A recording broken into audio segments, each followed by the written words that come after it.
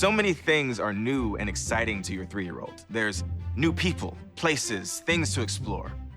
While so much is new, keeping familiar routines whenever you can provides comfort and security to the whole family.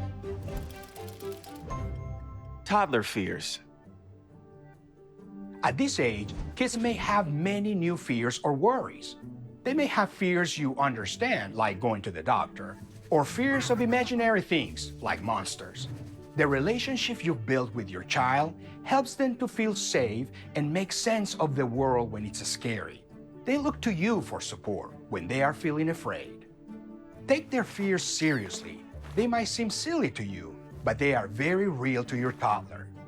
You can help your toddler learn to overcome their fears by coming up with solutions, like offering them the choice of a nightlight or leaving the door open if they are afraid of the dark. You can also offer a favorite stuffed animal or blanket to comfort them. It is helpful to avoid scary stories or TV. Your best care for these fears for now is to be sensitive and patient and know that this will pass. Trying new foods. You may have noticed by now that your 3-year-old has developed some pretty strong opinions about what they will and won't eat. What your child likes is mostly determined by what they've tried. So give them many opportunities to try a wide range of foods, especially fruits and vegetables. Sometimes I have to try it first, and I have to tell her how good it tastes. We have a big emphasis on eat as much as you want. You don't have to finish.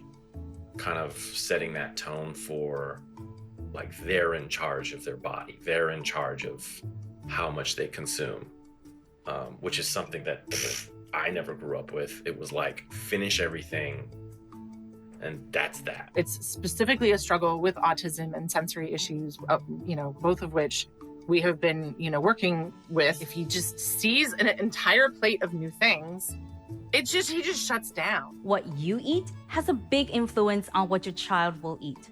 So make sure you're eating the same foods you want them to try. We noticed that he would follow his dad.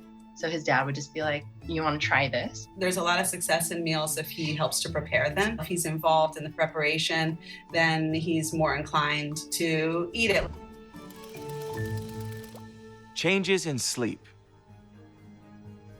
You may find that your child is less willing to take an afternoon nap in the coming weeks and months. That can be rough for both children and parents. Don't give up nap time all at once, but keep offering it and let your child sleep when they can. When they can't sleep, let them have quiet time in their crib or bed. Quiet time can be playing with toys, books, or just telling themselves stories. This can help them adjust to afternoons without a nap and allows you both a little break. If your child is no longer napping and is cranky in the afternoon, try making bedtime at least an hour earlier. Your child still needs extra sleep, and many meltdowns happen just because they're tired. Use your child's mood to help you understand how much sleep they need. She was coming home from daycare and she was just acting out and just, her behavior was so uncharacteristic. And I was like, what's going on? And then I realized it's because she was tired. Why so many whys? The whys, I just find it so refreshing and kind of takes me back like, oh, wait, okay, I have to explain this whole big world to such a very little person. Yeah. Mm-hmm. So it's not easy all the time. And sometimes I find myself stumbling to find the right answers. They're also learning their negotiation skills with you. So, they'll be like, well, why can't I have that cookie? Well, because it's like 9 in the morning. When the whys get too much, then I'm totally turning it around on him and I'm like, what do you think? Why do you think with the cookie, why do you think you can't get a cookie? And I make him work through the reasoning.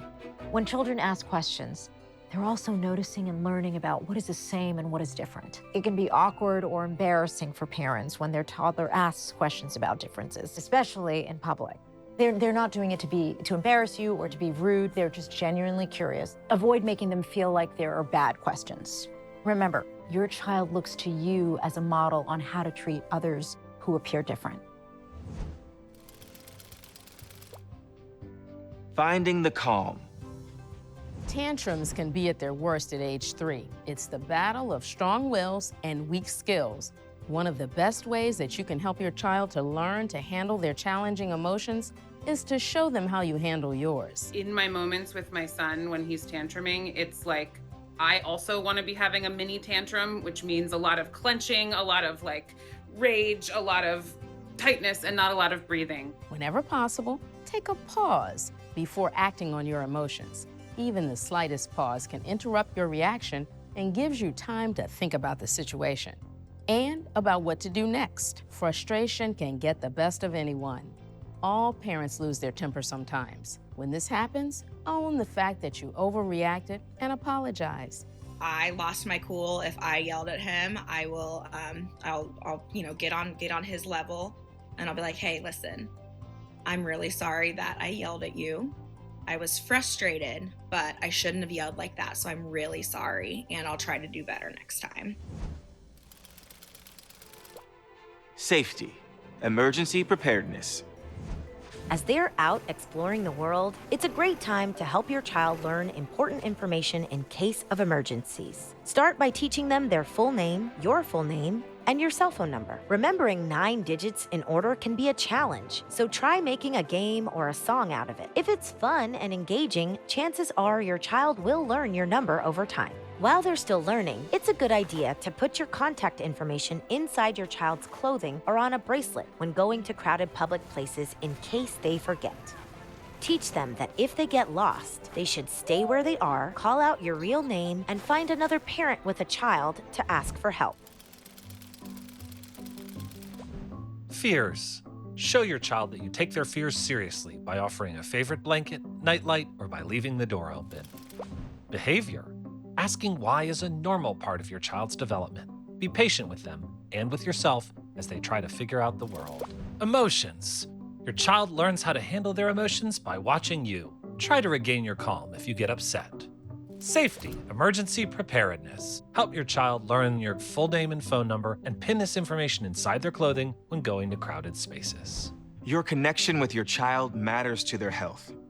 The strength of your relationship shapes the way your child sees and experiences the world and helps them deal with the challenges we all face. If you have any questions about ways to support and connect with your child, be sure to ask during your visit.